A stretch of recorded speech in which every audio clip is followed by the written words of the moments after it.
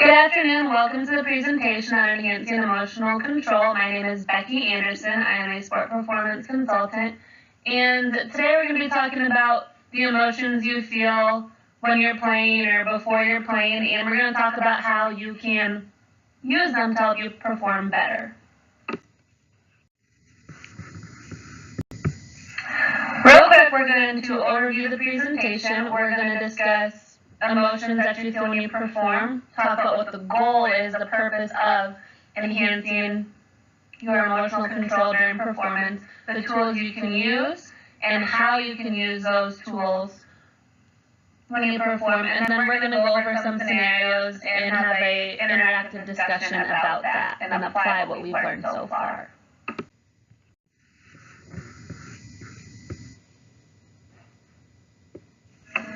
Emotions. You get them in your day-to-day life as well as in your performing life.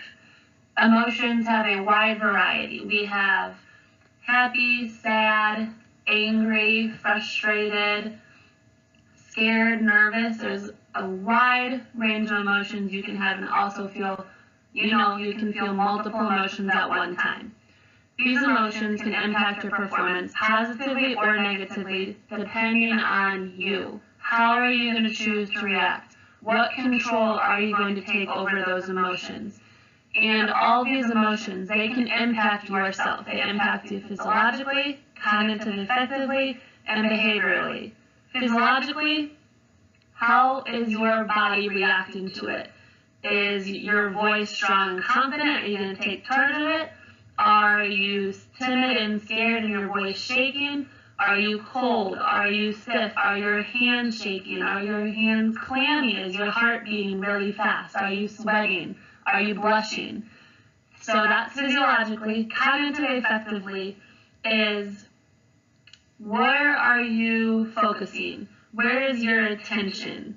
Are you focusing on how you're going to handle the situation, or are you focusing on something out of your control? And behaviorally, this is what are you actually going to do about your situation and your emotions. Are you going to fight it, or are you going to take flight? So are you going to start moving and doing something that is going to positively impact your situation, or are you going to succumb to your emotions and let it take control of the situation?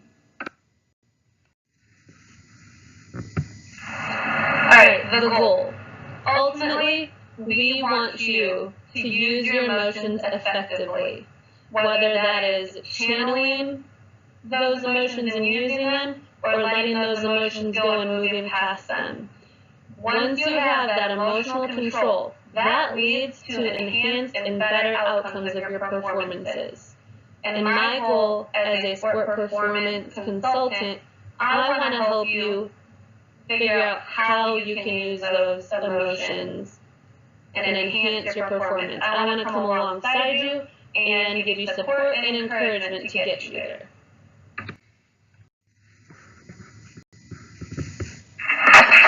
So, there's some tools you can use to help you control your emotions.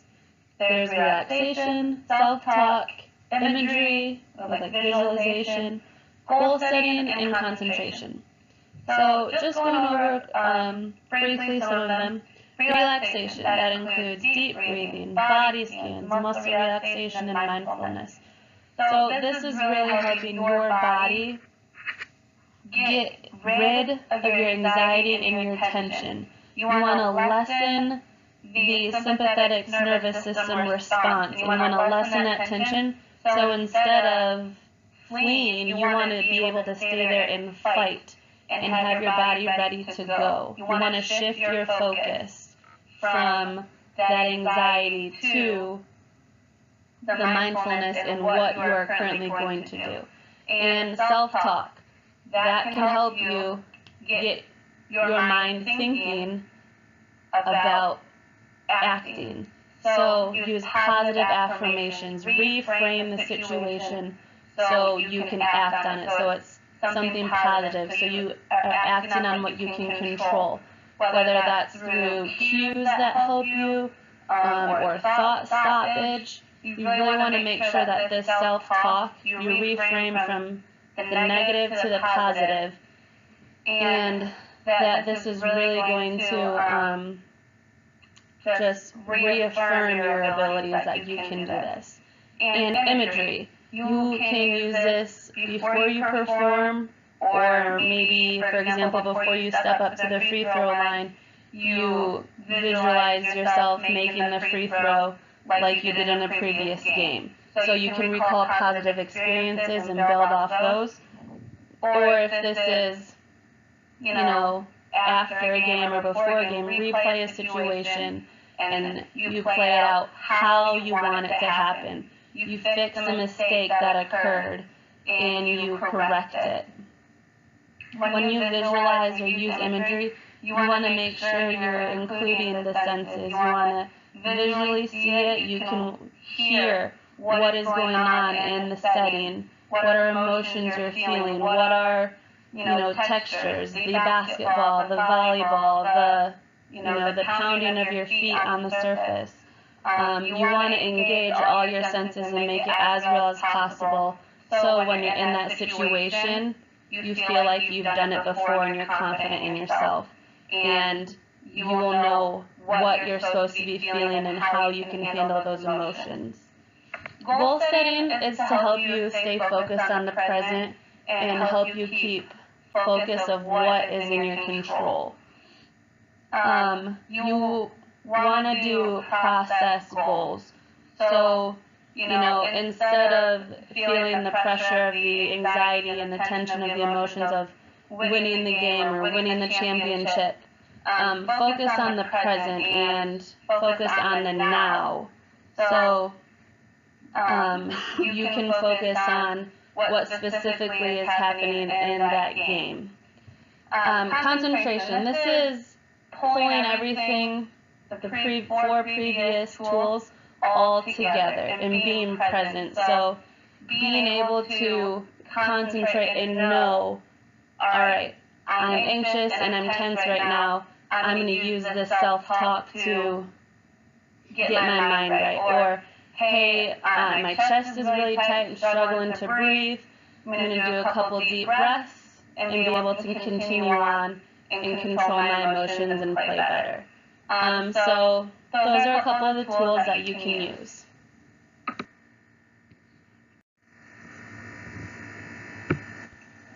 Okay, so we know the goal. We want to channel our emotions, use them appropriately, and perform better. There's some tools that we can apply to help us get there. All right, but how are we going to make this work? How are we connecting the dots? So we got to know where we currently are, and we want to know where we're trying to get. So we're going to discuss what is your ideal performance, what are you doing in that, and then we're going to discuss the 3 R's, recognize, refocus, and reevaluate, and then practice, practice, practice. It's really going to help you.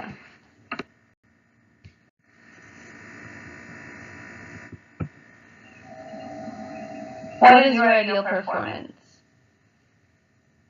As athletes, we need to be able to recognize what does our best performance look like? What is going to make us proud out there when we're playing and performing?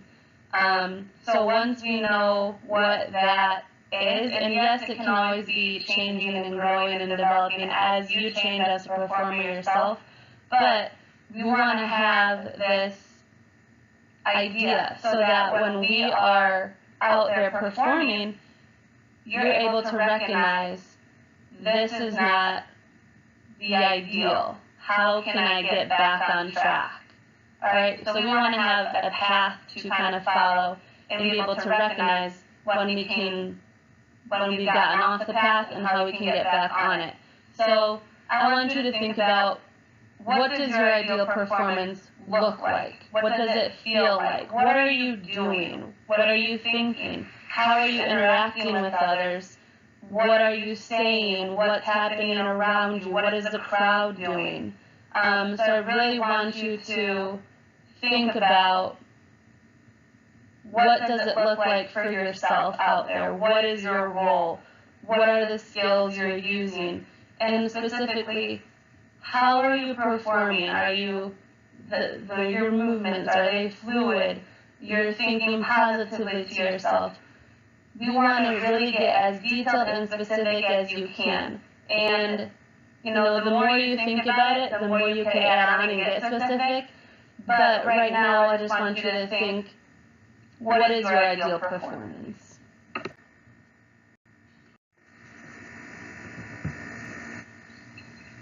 We have our ideal performance, or a general idea of what that's looking like.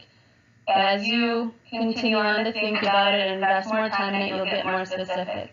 But now, when you're out there performing and you get a chance to evaluate and see what's happening, and you recognize that you're not on the path to your ideal performance, or we're letting the emotions get the best of us. You want to be able to recognize that. Once you recognize it, you need to decide, how can I refocus myself and either get rid of those emotions and move forward, or channel those emotions and use them to better your performance. So maybe if you need to get rid of those emotions, maybe you do some deep breathing and you get some mindfulness and remember where you're at. If you need to channel those emotions and use it, and you have lots of excitement and there's a lot of energy going on, well, you know what? Maybe you give yourselves a couple of cues and you channel it and you focus that into your next move in your performing domain. So once you've recognized it, you figured out how you can refocus, then you can reevaluate and say, all right, am I back on track?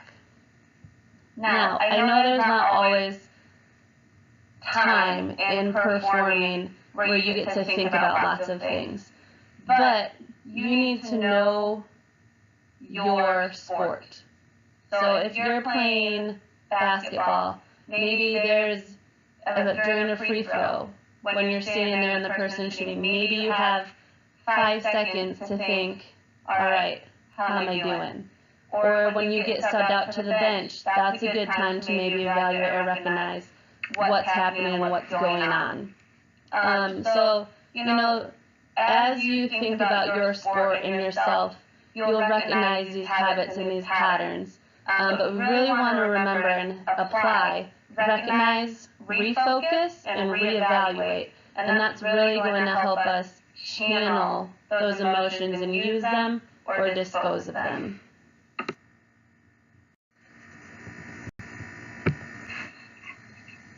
Practice. That's the thing. Practice, practice, practice. We need to apply and practice refocusing during your practices and scrimmages. We need to become comfortable with recognizing when you need to refocus, and then practice how you're refocusing. For different emotions or different instances, you might use one type of tool. Well, to figure out which tool, you need to practice and try it out. Trial and error. Practice, practice, practice. See what works. Try a couple different methods or tools. And then take notice of when or in what situations you find yourself refocusing. In a game, think about a couple times where maybe you got the ball stolen from you and you sprinted back on defense in basketball and you fouled the opponent, and it was a frustration foul. All right, think about that. What is going to help you calm down and make a better decision for the next time that happens? Then take note of what worked and what didn't. And I know I just said it, but I'm going to say it again. Take notes. During this situation, I tried this. It was okay. Next time, try a little something different. See if that helps or if it doesn't. It's really going to be trial and error. It is going to take some time. But during practices, scrimmages, and games, the more you apply it and you use it and you're able to recognize, then it will become second nature and how you're recognizing and refocusing. So really practice and really be aware and take note of what works for you.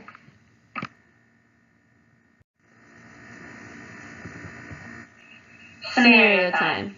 I'm going to go through a couple different scenarios.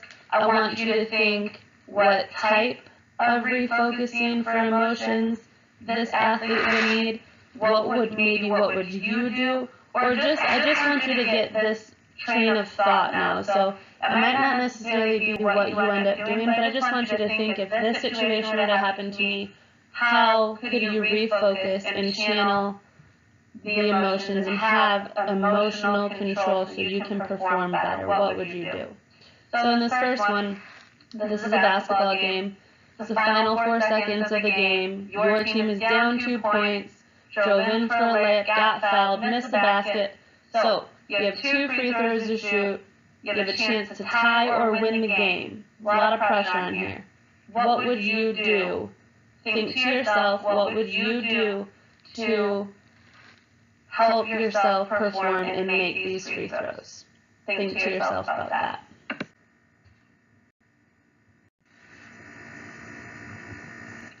Scenario number 2. This is a soccer game. Playing defense, you lost an opponent behind you, and they scored a goal on you. This is very frustrating to you. You're angry at yourself for letting your team down and having the opponent score. That mistake is on you. And how are you going to refocus and be able to continue on playing and move past this error? What is going to help you do that?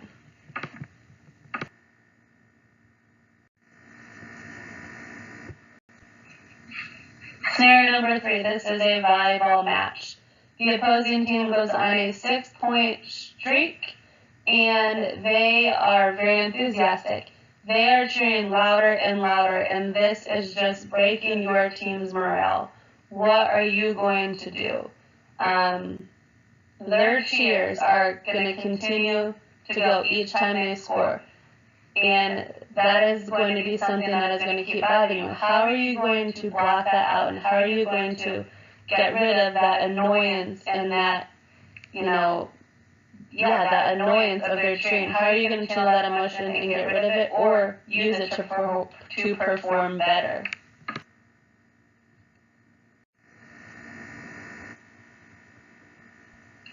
And here is our last scenario. This is a track and field meet. You are running the 3,200 meter race, which is 2 miles. You're in the last 800 meters. You have 2 laps to go. You are sitting in 4th position in the lead pack. You're in great position, and 800 meters to go. You start changing gears and you start making your move. How are you going to make your move? What are you going to do that is going to excite you, give you the courage, give you the drive? What are you going to do to get refocused and execute the next part of your race plan? How are you going to channel those emotions and enhance your performance?